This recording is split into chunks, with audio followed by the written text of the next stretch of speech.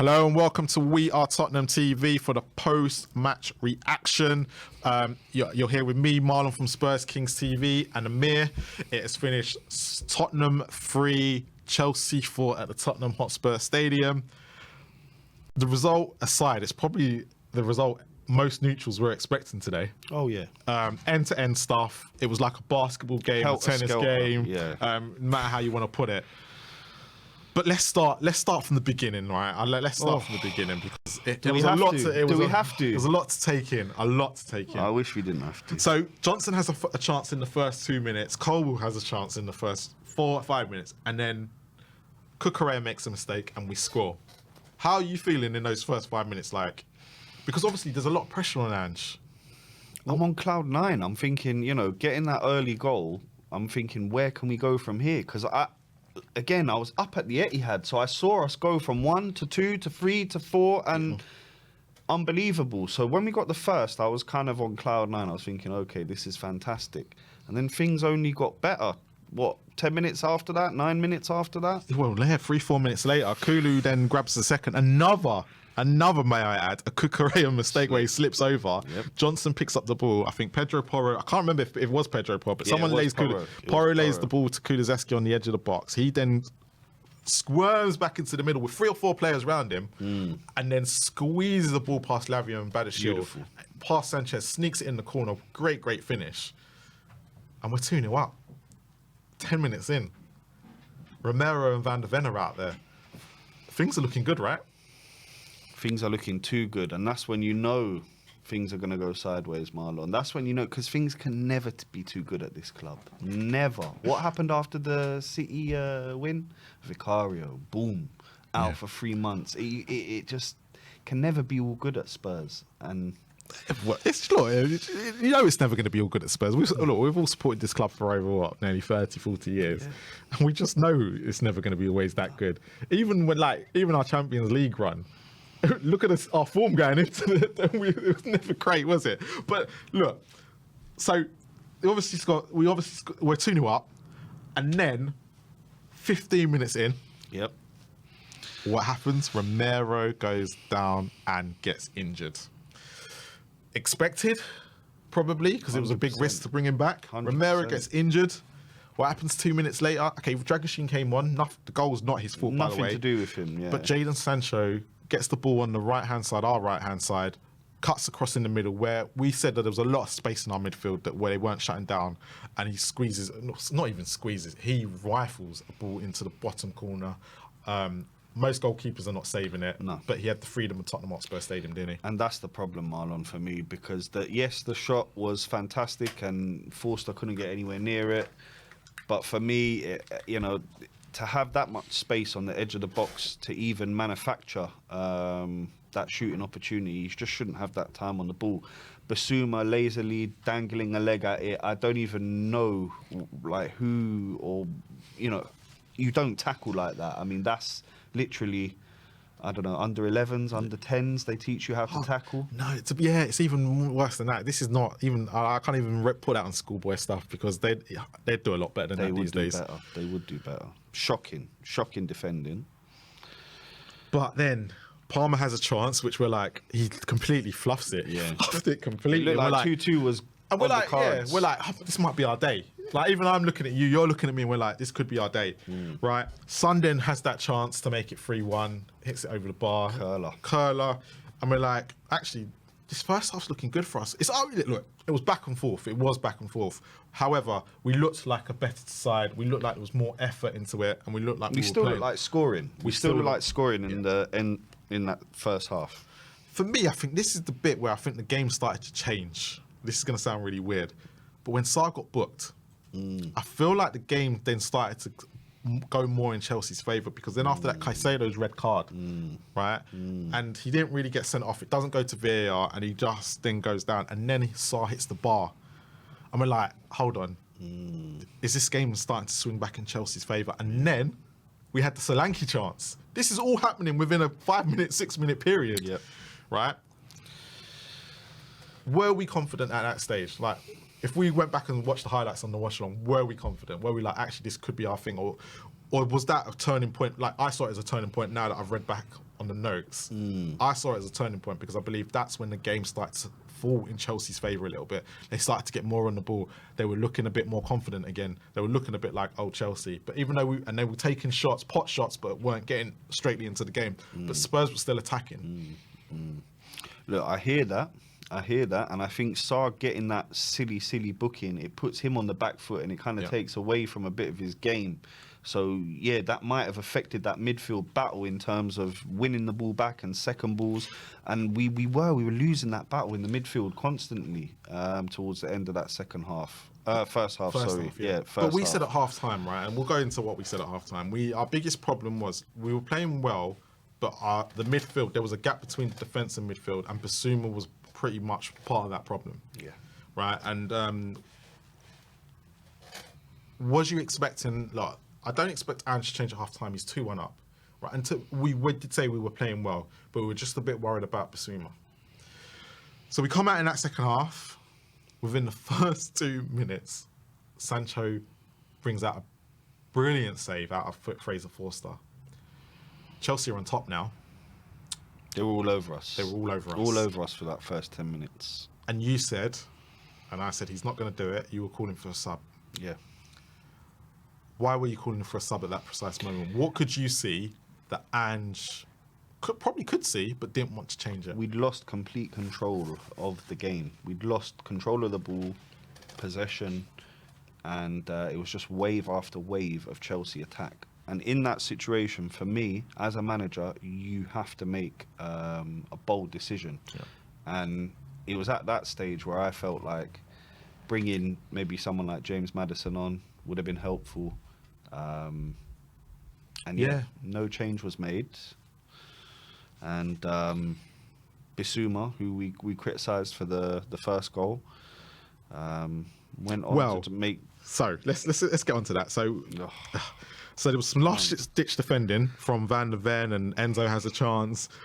Gusto has a shot, and then on the 58th minute, Bissouma's in midfield. We're on the attack, and he gives the ball away.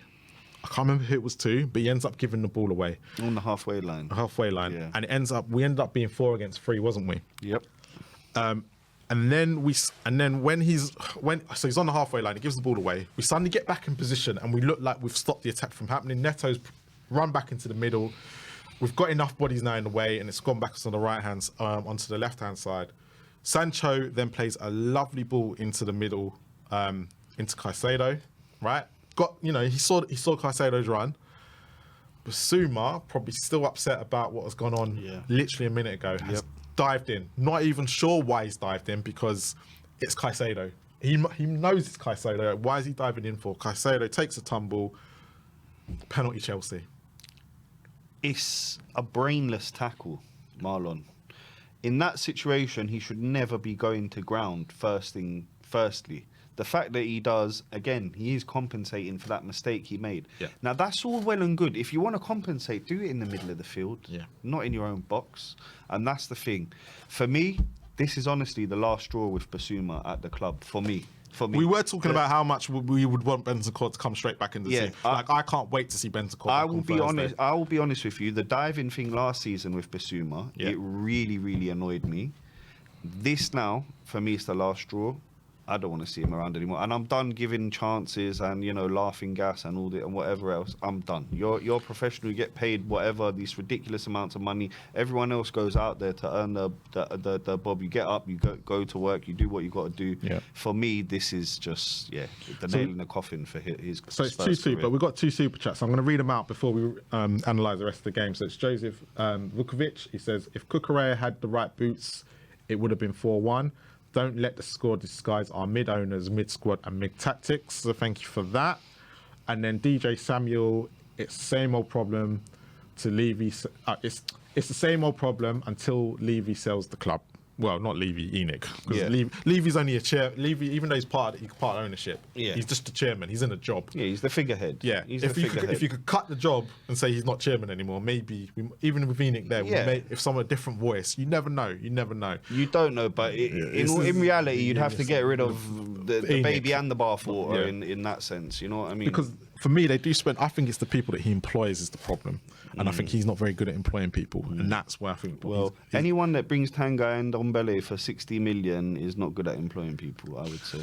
No, to be fair, not his fault, but I get it's the case The of people that went out and thought, they should have done their due diligence, because a lot of clubs, if you knew, I heard if you knew it personally what he was like, they should have looked after it better. Yeah. So we obviously get to Palmer's penalty. Son then misses a chance at 2-2. The offside. We don't know if it would have been given or not. It would have been quite. I think the VAR and the refs got away with that one, because that would have been a decision that they had to make. Oof, that would have been a terrible decision to make. VDV then goes a header.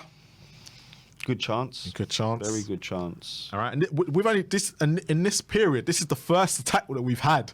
So from the 45th minute to the 67th, we haven't even had an attack. It's been giving the ball back to Chelsea. It's been all Chelsea. So this is our first bit of pressure.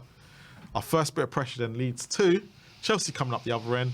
Enzo Fernandez back in the net. Did you see it coming? Yeah, of course. Well, as soon as they got the second, I realised the third would come. Yeah. And I realised this was going to be a Brighton job, unfortunately. So, again, it's all Chelsea. Everything's Chelsea. Then Sarr, I can't remember who he bundled over. Palmer then steps up 4-2. And it's not looking good. Spurs don't look like they're even going to get back into the game. No. Subs are made. And this is the bit that's going to burn Ange, yeah? This is the bit where people are going to question Ange and go, see what happened when you made subs. The subs are made. He brings on the three. Yep. Bergwall, all that. We start to get on top. We were too busy arguing, so I don't even know how much on top we were.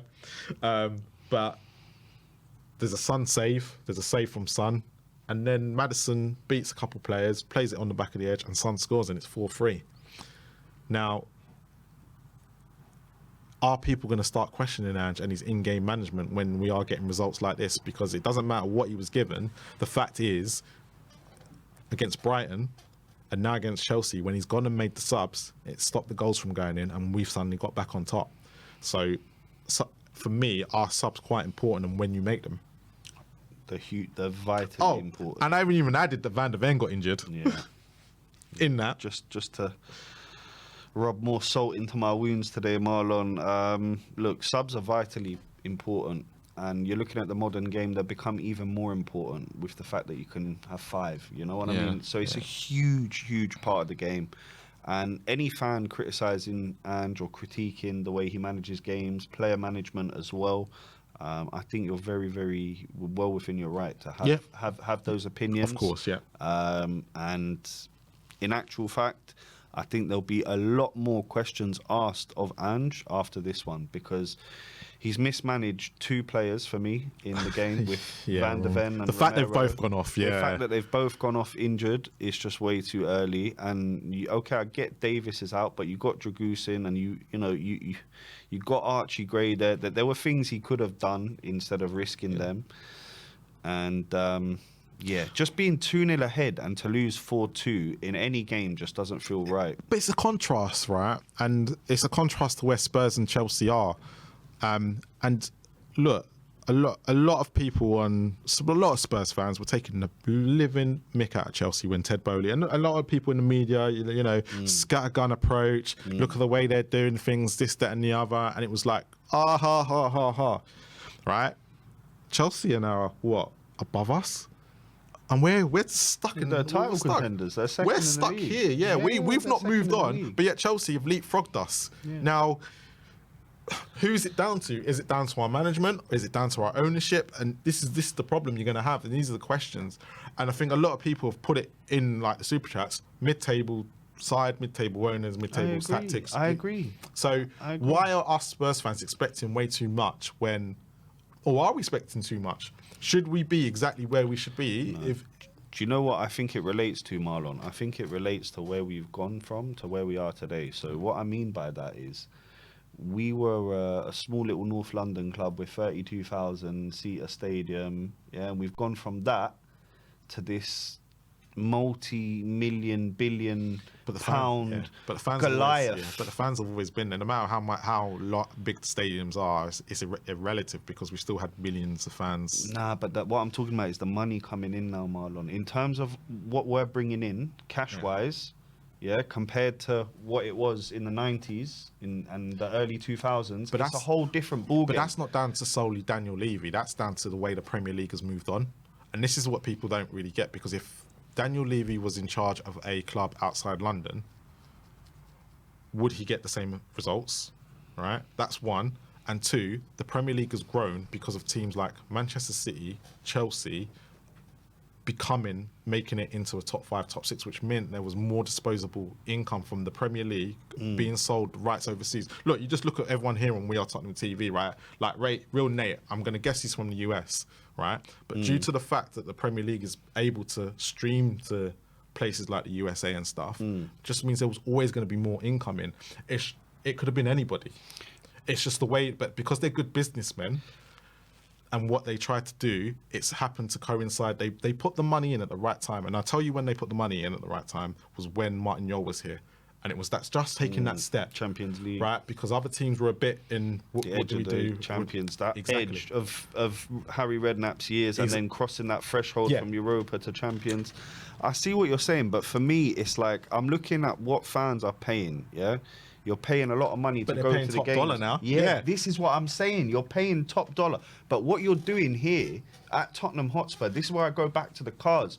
You're paying top dollar for an old Fiat Punto, and people expect to be driving a Lamborghini at this stage. And if you look at everything aside, the stadium, the academy, everything is at that Lamborghini level. But then when you look underneath the bonnet, it's a Fiat Punto engine. And that's what's going on with Tottenham. For me, that's what I see anyway. I don't know. People can put in the comments below what they think. So look, Real Nate, that's what I see. Let me just read out Real Nate's super chat. Can't really blame Ange for 2 stupid tackles in the box. We need better starting mids. We had 1 sub and is the first team material. Now, you can blame him for them because, and the reason why I'm going to sit there and say you can blame him for them is because he didn't make subs. He didn't make the subs.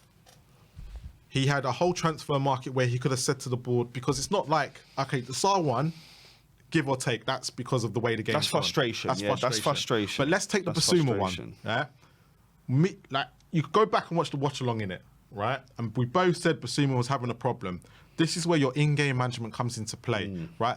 For him doing that is down to Ange and not protecting his players, right? Or not looking at the situation going, this is going to go completely tits up if I don't take Basuma off, right? Elite managers will take players off in that situation, right? So they're not going to be able to give away a penalty or give the ball away, right? But if he doesn't have the players, don't tell us in the summer, I'm happy with the squad, these are all my players. Stop that. He's got to stop that. And then we can sit there and go, oh, actually, board, it's down to you. And that's the problem we're having at the moment with Ange, is that he's taking it all on himself. He's taking it all on himself, and all of it's not him, and he doesn't need to. I'm winning a trophy in the second season. That kind of scenario. But again, as a manager, right? I want my manager to be confident in his style and in what he's capable of and what he's going to do. But I also want him to learn, because everyone will sit there and go, look at Pep, because everyone was comparing him to Pep. Pep's first season, do you remember? Fordiola, he can't do it, this, that, and the other. What did Man City go and do? They went and spent 200 or was it so much money on the defence? Because that was what was letting them down. Spurs ain't going to do that, so we're stuck, right? We've got another super chat. It says, big shrug, Z has gone. The bad window was Levy's fault. Why sack Ange? Now, the reason why, if I was to say, look, I'm going to sit there and go, the reason why I'd sack Ange is because you need to bring in a manager that's going to suit the board. Yeah? And the way that the board want to run. So someone who can work with these young players, who ain't going to play football that's going to be completely, not suicidal, but in the sense of, it's going to leave your defence vulnerable, where you're conceding and losing games, right? So for me, it's not about Spurs they need to be competing. This is not me, this is what the board want. They want you to compete for top 4. They don't want top 4, they want top 4, but if you sneak into it and get lucky, that's what they want. So at the present moment, it's about what the board and how that person can work with the board. Because if you went and put Ange at Manchester City, they go and give him the players that he needs to play his football. At Celtic, that's what he had, right? Because they were the best team in the country, and they could go and give him the exact players that he needed to go win that league, right? But as soon as the Champions League came into play, he got smoked. He got smoked because he didn't have the players to play it, right? So for me, it's not about I don't think Spurs can do better. I don't, because we've gone through so many managers. Mate, it's unbelievable. I'm just not even, like when people offer you a ride, you want to ride on the manager merry-go-round? No, I can't take it. I couldn't take seeing Mason and then going through that whole thing again. So for me, the manager doesn't need to suit the Spurs fans and all this attacking football malarkey. It needs to suit the board. And that's the problem that we're having. Pochettino was the perfect manager for the board, because he was able to get the best out of these certain players, the young players as well, and still be scraping for the European football and whatnot without actually winning anything. It was only when the pressure came on from the fans to go, we need to win something. Okay, so here's one for you then, Marlon. Are the fans' expectations and the board expectations aligned, or are they just completely different? And that's where we're falling down. Because Liverpool, if you look at Liverpool, the fans want to win. The board kind of want to win. Well, they want to win. Like, they wouldn't have got slot in and they wouldn't have backed Klopp year after year. But they didn't back slot in the summer, though, did they? If you look at Liverpool summer Klopp window, left them an amazing team. Klopp left them an amazing team. But see, this is where I'm gonna. So I'm gonna, and this is why I said, look, and I'm just gonna rate big shrugs again. So Levy out there and Park Lane lad. So let's take Jadon Sancho as a prime example today of what happens if you're in the right environment, right? Jadon Sancho at Manchester United, £80 million was horrid and awful. Horrible. The way they treated him as well was horrible. Went back to Dortmund, different environment, brilliant player. Went at Chelsea, right? Now a different environment. He's looking good again. Look how good he looked today. Looking good again, Right? So it's the environment you put these players in, because actually if you look at our squad, they probably are good players, but they're in a horrible environment because this club has been burnt. Right, moving to the new stadium and everything like that is and as you said, there's a mismatch between the fans and the board, and when that happens, it affects the whole club and what's going on right now. I think that, and this is not Ange's problem. Ange's there trying to sort it out by himself, and all he's going to do is lose in this situation, right? Because the Spurs fans are in one place, right, and we're split. You can see by the comments here in the chat to now. For sure. You got some people here, some people half is Ange out, half. But this is exactly where Levy wants us. Yes. This is exactly where we've been time and time before. So I want everyone to try and realize that, and just, can we just get behind the team? I know it's all doom and gloom. I know. Look, we just bloody lost to Chelsea at home after being 2-0 up. I get it. Yeah, I get it. But just give this man a little bit more time to get these things right. Let him get this window this January. Will he? Give him the chance to at least see. No, but it won't happen. Give him the chance to at least see. The reason why it won't happen, and the reason why I'm going to tell you it won't happen, is because of our board, right?